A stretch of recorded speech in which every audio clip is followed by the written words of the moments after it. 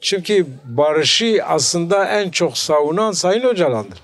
En çok savunan odur.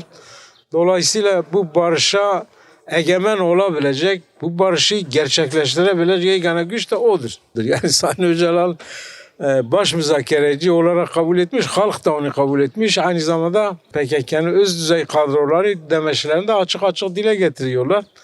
Diyorlar ki yani Önder Apo'nun söylemlerine biz bakarız.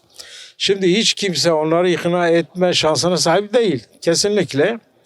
Yani bu olması gereken şeylerdi. Yani baş müzakereci konuşuruz. İkincisi bir şu da var yani şimdi aşağı yukarı 2 aydan fazladır.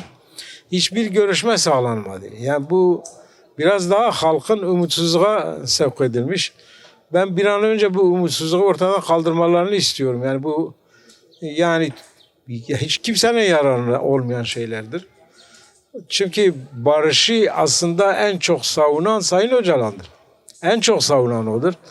Dolayısıyla bu barışa egemen olabilecek, bu barışı gerçekleştirebilecek yegane güç de odur. Sayın Cumhurbaşkanı'nın yani kararname ile de olsa İmralı cezaevinden Sayın Öcalan'ı çıkarma konusunda bir tek satır var. Yani bir satırlık bir yazı yazması yeterlidir.